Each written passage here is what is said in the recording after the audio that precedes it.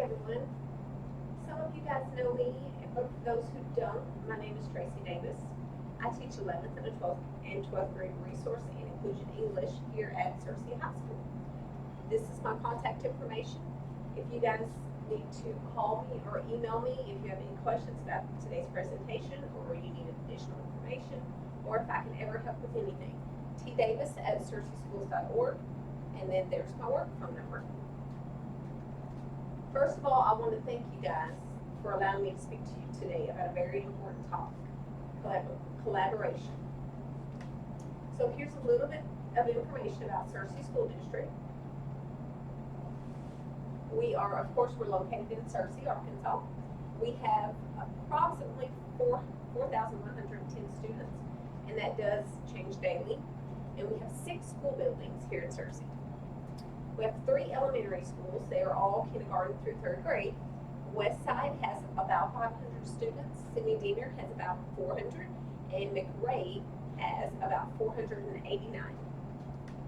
But one middle school, Southwest Middle School, and it has grades 4 through 6. And we have about 990 students at that school. One junior high has grades 7 through 8. That's all junior high. And we have approximately 572 students there. One high school, which is Searcy High School, and we have about 1,200 students, and we have grades 9 through 12 here. And I currently teach here. I teach 11th and 12th grade. Okay, so back to our topic, the collaboration. What is collaboration exactly? According to dictionary.com, collaboration is the act or process of collaborating. So what exactly does that mean? Better definition of collaboration is collaboration means to work together to produce or create something. Collaboration within a school district occurs when members of the learning community work together to increase student learning and achievement. Collaboration is clearly evident at all schools throughout our district, and there are several collaborative teams throughout our district. Even though there are collaborative teams all over our district, I'm going to focus my presentation today on the collaborative teams at Searcy High School. So here's a list of our collaborative teams, and then I will give you guys a brief information about each one. Okay, so we have a response to intervention team, which is RTI team, handbook committee, leadership team, co-teaching teams, career and technical education team, as well as curriculum teams. So the RTI team, which responds to intervention, the purpose is to assess student data and develop solutions for students who are not achieving academic growth. The participants and their roles are an administrator oversees administrative details, assigns staff to work with students, consults with teachers, attends RTI meetings. The coordinator maintains RTI data, tracks student progress, schedules RTI meetings to discuss data, sends RTI data to teachers quarterly. You guys have gotten those emails every quarter, right, from Ms. Morris, and stays in touch with students' families. Okay, the general education teachers are a part of the RTI team. They review data for their students and implement strategies such as small groups as needed, as well as other strategies. They keep documentation of student progress to help the RTI team tell if interventions are working.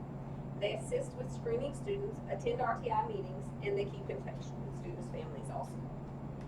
Special education teachers consult with the classroom teachers on ways to help struggling students. They help create and put RTI plans in place for struggling students, and they give more intensive interventions if students need those. Parents and guardians are also participants in the RTI team. They work with teachers to reinforce strategies. They provide helpful information about their child's background and history, follow their child's progress through information from the school, and they may be asked to attend meetings and to work with their child at home. Okay, the next committee is the handbook committee. Now this is pretty self-explanatory, I think. The purpose is to make notes on items in the handbook throughout the school year, to review and decide on revision in the spring. So they don't change anything in the handbook during the school year. They just make notes. They may highlight things that they think need to be addressed. And then in the spring, they decide whether or not to revise it. So the administrator organizes quarterly meetings, serves as representative to recommend handbook changes to the school board. A captain from each department attends handbook committee meetings, obtains feedback from their department members regarding handbook issues, and then they communicate those back to the administrator. And the captain from each department takes an active role in suggesting changes to the handbook. A counselor works as an assistant to the administrator by helping organize meetings, sends meeting information to members, takes an active role in suggesting changes to the handbook. Student representative.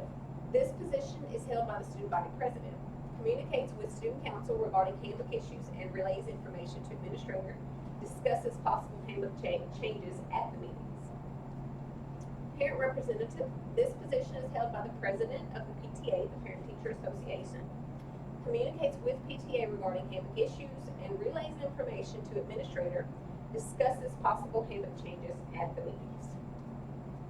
All right, the next one is the leadership team. The purpose of the leadership team is to review school policies and practices in the high school building and then revise as needed. So they look at the practices and the policies that we're currently following, and then they decide, okay, we probably need to change this, or everything's good with this, we'll just leave it like it is. The participants and their roles are a captain from each department, which is math, science, English, foreign language, career technical education, social studies, etc. We have a lot of subject departments. Each one serves as a representative for that department, and they relay information discussed at leadership team meetings to their department. The principal organizes monthly meetings, serves as representative of the leadership team to present recommended changes to school board as needed.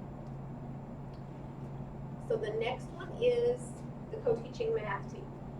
Here at Searcy High School, right now, we currently only have co-teaching teams for math and for literacy. And both of those teams are extremely similar. The only difference is one focuses on math, one focuses on literacy. They both have the same participants, and those participants both have the same roles. So the purpose of the co-teaching math team, and they are also prevalent throughout all grades at Searcy High School, 9th through 12th grade. The purpose of the co-teaching math team is to use differentiated instruction techniques to improve math proficiency among students with disabilities. So only math is what the co-teaching math team focuses on. So the participants are the general education teacher who shares their math classroom and teaching responsibilities with the special educator to better serve the needs of students with disabilities. The general education teacher is considered the math content specialist. The special educator, their primary role is serving students with disabilities, right? They share the general education teacher's math classroom and teaching responsibilities to better serve the needs of students with disabilities. The special educator is considered the specialist for utilizing specialized strategies which all students can learn from. Even though their primary role is to serve the student with disabilities, the strategies that they implement in their co-teaching classroom, all students can benefit from those strategies. All right, so the co-teaching literacy team, like I said, is very similar. It's just a different subject. It's prevalent in all grades here, 9th through 12th. The purpose is to use differentiated instruction techniques to improve literacy proficiency among students with disabilities.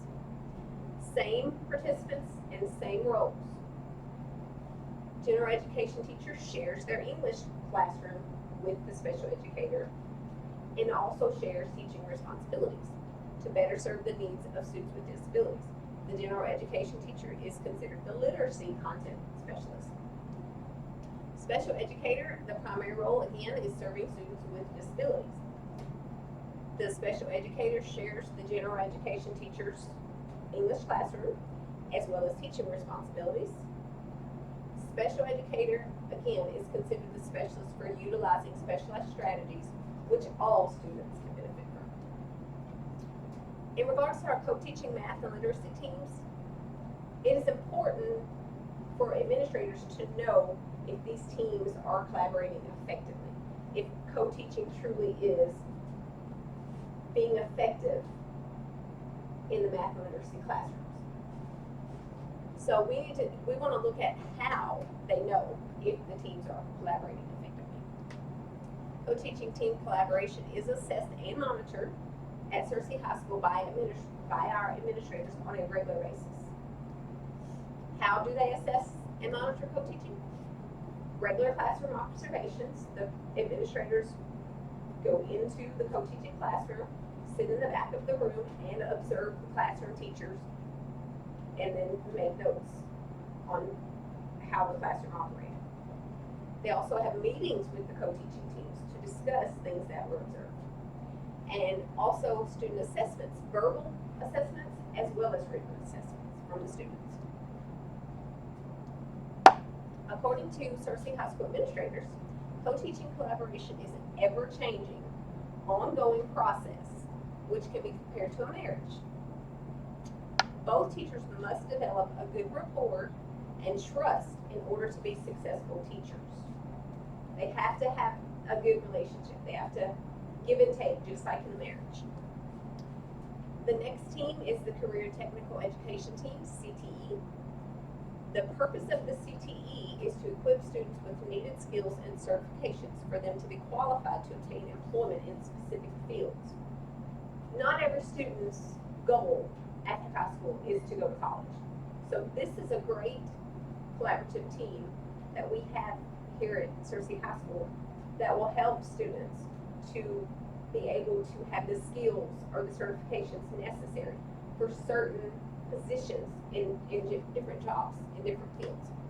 The CTE participants are the business teacher, who trains students for employment in several areas of business, presents students with opportunities to receive certifications in several different office programs that may be used in business, like Microsoft PowerPoint, Microsoft Office, and there are a lot of other business applications. The agriculture teacher trains students for employment in several areas of agriculture, presents students with opportunities to participate in Future Farmers of America, FFA, which includes attending related field trips, county fairs, and competition. So very hands-on in agriculture, doing, participating in competitions at the county fairs. Some students go to the state fairs. The next participant is the Family and Consumer Science teacher, which is FACS, F-A-C-S. When I was a high school student, this class was home economics. And this teacher trains students for employment in several areas of family and consumer science by providing hands-on experience with activities such as cooking, cleaning, and childcare. The next one is the TV production teacher, who trains students for employment in several areas of television production, including media, communication, such as interviewing and filming. College and career readiness teacher.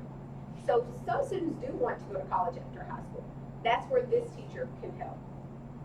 Assist students with preparing for college and a career by focusing on interests to aid them in making decisions about college majors and career choices. Teaches students how to construct a resume, train students for the career interviewing process. The CTE team participants. The final one is the work internship coordinator. Assist students with obtaining internships which are related to careers they might enjoy based on their interests. So they can actually participate in internships while they're still in college, in high school, to help them, to lead them in the right direction if this is something that they're interested in, but then they participate in the work internship program. They may decide, this really isn't something that I'm interested in. So this is a great work internship coordinator. Okay, and we also, the final teams that we have here are the curriculum teams, the core subjects, math, social studies, science, and English, and they are the purpose of these teams is to encourage proficiency in core subject areas by engaging students in differentiated instruction, such as hands-on activities and the use of technology. The math teachers, the goals of each of these, or the roles of each of these are the same, except they are specific to their core subject, with the exception of the science. The science is a little different. Math teachers discuss math curriculum with math team, make adjustments to lessons and activities based on student achievement. So they look at that student data and then they adjust lessons or activities based on the data that they review.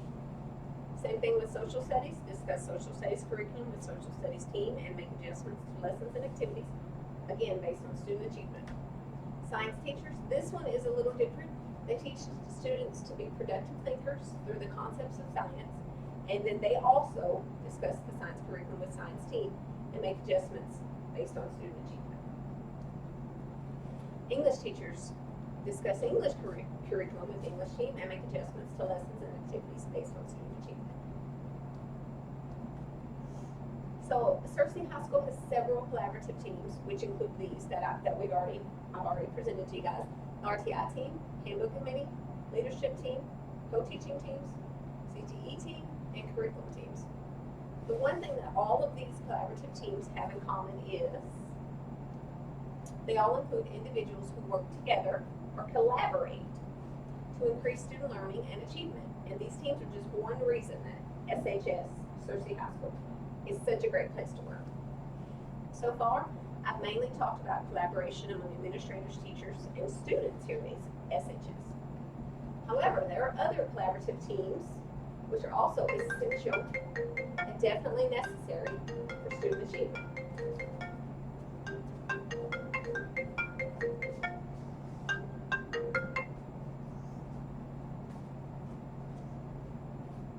Parent-teacher collaboration is an extremely important example of collaboration at Searcy High School, which takes place on a daily basis.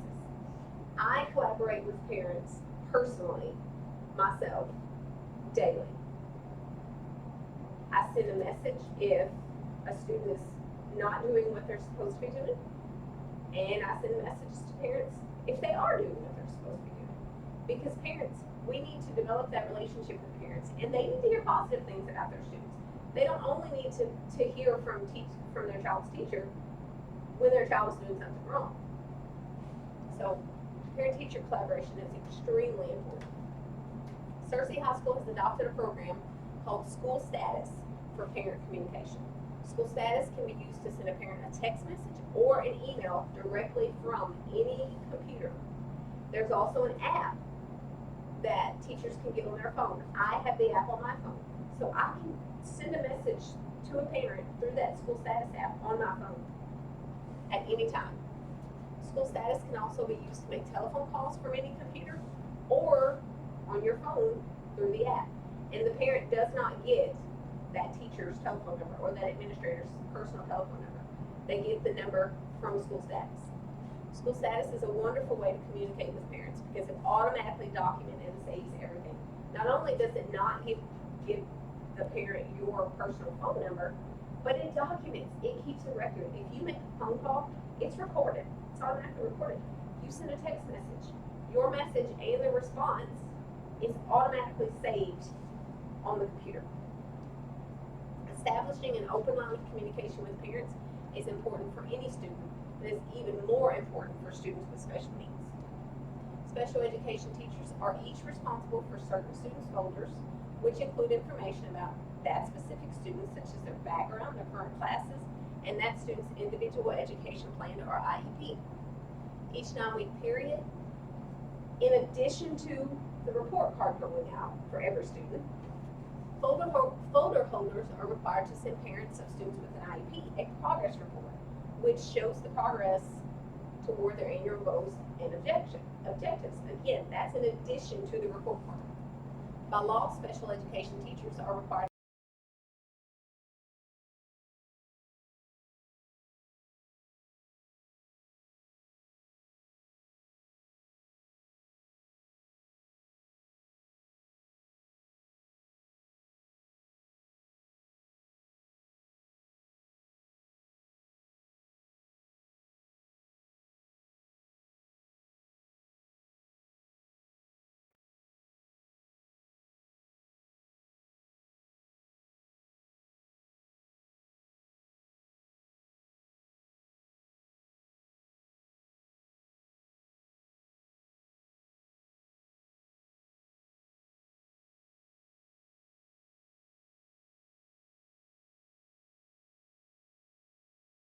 a resource for teachers.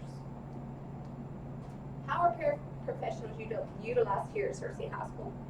Paraprofessionals are utilized as resources for teachers to help support and reinforce subject content taught to students. So they're just an extra resource that teachers can use to reinforce what they are teaching their students.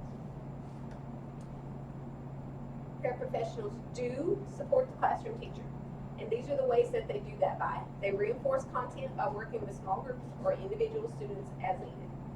They encourage students to stay on task. They also help supervise students. Paraprofessionals do not deliver instruction. They do not discipline students unless there is an absolute emergency situation. Special education teachers must collaborate with several different people in order to best serve students' needs. There's a detailed process for a student who is being referred for special education services. The contact person for teachers in our district, if a student is referred, is our LEA. The step-by-step process which must be followed upon referral is step one, referral for services. Step 2, RTI administrator reviews data. Step 3, conference is held to gain consent for evaluation. Remember, the committee must attend. Step 4, comprehensive evaluation. Step 5, conference is held to discuss the evaluation results and whether or not the student qualifies to receive those services. So step 1 is the referral. Now, who can refer a student? Well, teachers can, administrators, doctors, even parents can refer students. Step 2 is the RTI administrator review data. This is extremely important. The RTI administrator looks at each child who is being considered for a special education referral and determines if other interventions could be implemented to assist the child in improving his or her academic performance. The RTI administrator data review process has helped to decrease the number of students who are referred for special education services. Once the RTI administrator reviews the data, she determines if a student should be referred for special education services, and she initiates the referral process if that student does need that referral. Step 3, a referral conference must be held to gain parent consent for evaluation. Again, the entire committee must attend. Information regarding the student's family history, etc., is obtained from the parents in reference to the child. The committee members must all attend, and each plays a very important role. Roles of referral conference committee members: special educator reviews data and completes paperwork, leads meeting, and has members signed accordingly. General education provides classroom-based assessments and other data. The administrator makes sure students were offered resources in order to be successful, listens to the data presented, and then the parent provides the committee with additional data regarding the child's social history, family background, and then listens to the data presented and decides whether or not to give consent for evaluation, and if they do, they sign accordingly. Okay, here's the timeline for referral. Within 60 days of the parent signing the consent, once the signed consent is received, the evaluation must be completed within 60 days. If the evaluation is completed sooner, evaluation conference must be scheduled within 30 days to discuss the results. Step 4 is the comprehensive evaluation. Student must be assessed in all areas of need, documentations for any other recommendations such as occupational therapy, physical therapy, speech, any plan for that. The documentation must also be there. Classroom-based assessments are required from classroom teachers. And then any their primary language or in a form of communication that is likely to yield the most accurate results. So if a student speaks Spanish and that's their primary language and they have difficulty with English, we're going to give those assessments in Spanish. Evaluation conference, committee meets after the evaluation to determine if related services and special education services are required. If they're eligible, then the committee develops an IEP with specific goals and objectives which apply to the specific child. If it is determined a student needs other related services, we have the following available on campus: physical therapist, speech language pathologist, and a school psychologist. Searcy High School also offers community-based mental health services for our students through a local organization called The Point. Other service providers which may be helpful to students and their families is the ADC, the Arkansas Disability Coalition, and they help families and individuals with all types of disabilities. All right, so that is the end of the presentation. Does anyone have any questions? Thank you all again for allowing me to speak to you today. Thank you to everyone who assisted me in gathering my information for this presentation. You guys are awesome. You guys are rock stars. Thank you so much. If you ever need anything, please let me know. Here's my contact information again for you. And that concludes my presentation. Thank you again.